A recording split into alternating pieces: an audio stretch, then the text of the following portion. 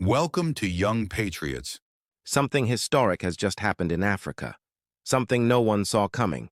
Ibrahim Traoré, the young and fearless president of Burkina Faso, has sent shockwaves across the entire continent. In an unprecedented move, he wrote a powerful open letter addressed to all 54 African heads of state, calling on them to unite, to finally rise above division, and to build one strong and independent Africa. And what happened next has left the entire world stunned. Some presidents welcomed his message with open arms.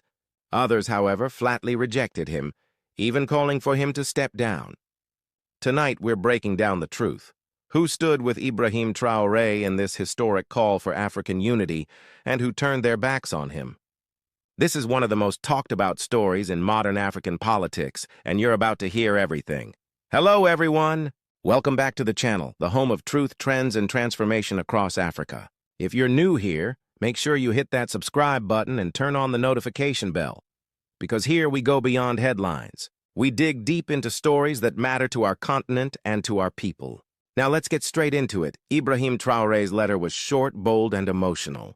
In it, he reminded African leaders that the future of the continent lies in unity, not dependency.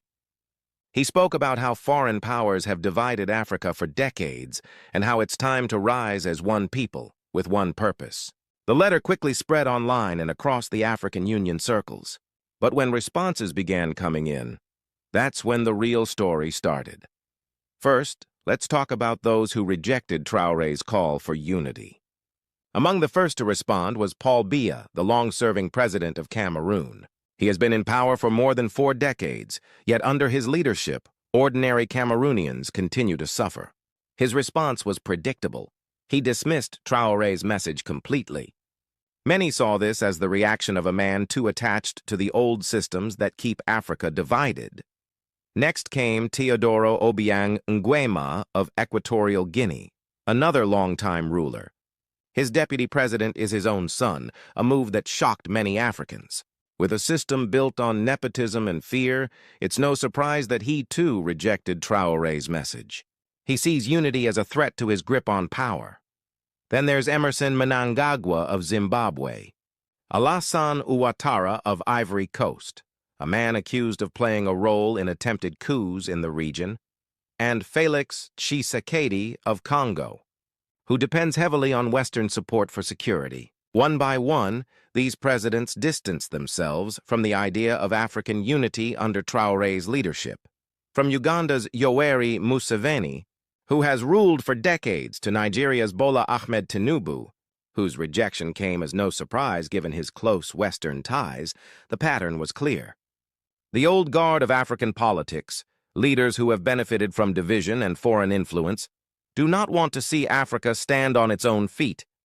Even South Africa's Cyril Ramaphosa dismissed Traoré's idea, allegedly accusing him of working with opposition leader Julius Malema. Egypt's Abdel Fattah el-Sisi refused as well, followed by Malawi's Lazarus Chakwera, Somalia's Hassan Sheikh Mohamud, Ethiopia's Abiy Ahmed, Algeria's Abdelmajid Tebboune, and Eritrea's Isaias Afwerki.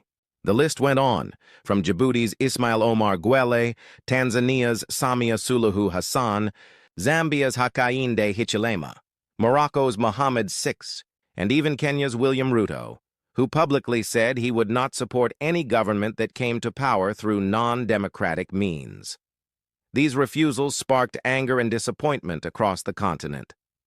Many young Africans took to social media asking, why is unity such a threat? Why can't our leaders work together for a better Africa? But just when people started losing hope, something inspiring happened. A new generation of leaders, brave, visionary, and determined, began voicing their support for Traoré's message. The first to stand with him was Paul Kagame of Rwanda. Kagame praised Traoré's courage, saying it's time for Africans to stop begging and start building. He said the idea of one strong Africa is not a dream, it's a necessity. Then came Mokgweetsi Masisi of Botswana, who expressed full support for African collaboration and economic integration. João Lourenço of Angola also backed Traoré, emphasizing that African nations must rely on one another instead of foreign powers. John Mahama of Ghana, known for his Pan-African stance, added that what Traoré is doing will be remembered for generations, that true freedom only comes when Africans speak with one voice. Bassirou Diomaye Faye of Senegal, one of the youngest leaders on the continent, also supported Traoré, calling him a brother in the struggle for African dignity. From Namibia's Nandi Ndaitwah, the powerful female leader ready to see Africa rise, to Gambia's Adama Barrow, voices of support began to echo louder and louder. Even Salva Kiir of South Sudan joined in, saying, "The West has used us for too long. It's time to stand together as Africans." Then Kais Saied of Tunisia and Brice Oligui Nguema of Gabon expressed solidarity, describing Traoré's message as the beginning of a new African revolution. Abdurrahman Tiani of Niger and Assimi Goïta of Mali, both seen as allies of Traoré, made it clear that they are not just supporting his words, but ready to take action toward African unity. Goïta said, "This is our time. This is our Africa. If we don't unite now, we may never have another chance." The responses from these leaders have given hope to millions of Africans who have long dreamed of seeing their countries work together, not as rivals, but as partners in progress. As these statements continue to circulate, social media has exploded with discussions.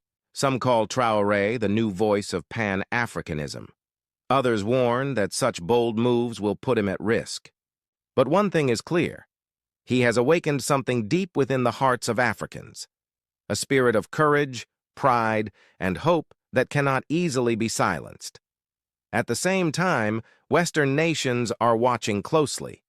Analysts say that if African leaders truly unite, it could change global power dynamics forever. A united Africa would mean control over its own resources, its own defense, its own economy. And that's something many outside powers would rather not see. Still, Traoré remains unfazed. In his recent public speech, he said, "We may not all agree today, but history will remember those who stood for Africa." His words continue to echo across the continent, inspiring young people from Dakar to Dar es Salaam, from Nairobi to Lagos, and that's why this story matters. It's not just about who agreed or who refused. It's about the future we are building as Africans. A future where leadership is not defined by Western approval, but by the will of the people. A future where we finally realize that we are stronger together.